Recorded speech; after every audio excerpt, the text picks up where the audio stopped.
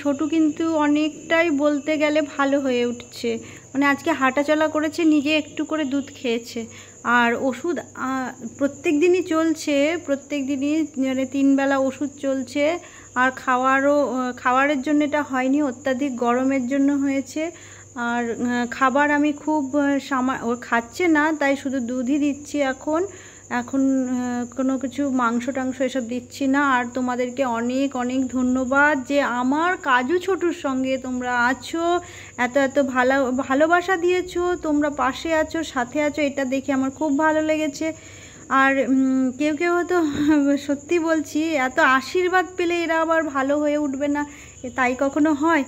আর অনেক অনেক ধন্যবাদ একে ক্রিয়েশনের ওনারকেও ধন্যবাদ জানাচ্ছি আমি এই ভিডিওর মাধ্যমে। আমার সমস্ত ভিউয়ার্সকেও ধন্যবাদ জানাচ্ছি যে তোমরা আমাকে মেসেজ করেছো, কমেন্ট করেছো, কমেন্টের মাধ্যমে আমার কাছে জানতে চেয়েছো ওদের শরীরটা কেমন আছে। সত্যি ওরা এখন অনেক ভালো আছে।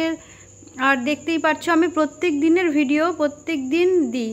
আর এই কারণে যে আমি অনেকের দেখতে পাইনি, আমি মোবাইলের সঙ্গে যোগাযোগ বিচ্ছিন্ন বলতে পারো। আমি জাস্ট এদেরকে নিয়ে ব্যস্ত ছিলাম। 3 বেলা করে ওষুধ খাওয়ানো, খাবার খাওয়ানো, 2খানা বাচ্চা, বুঝতেই পারছো কত আমার গিয়েছে।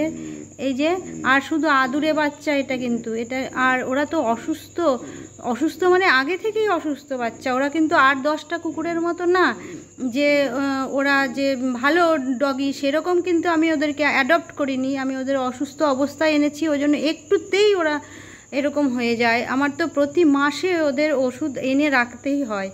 আর ওরা আমার ভালোবাসা, তোমাদের আশীর্বাদ পেয়েছে, এটা আমার কাছে অনেক অনেক পাওনা।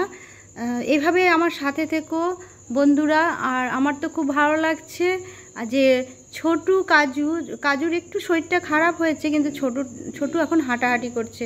এর জন্য অনেক অনেক ধন্যবাদ জানালাম তোমাদেরকে।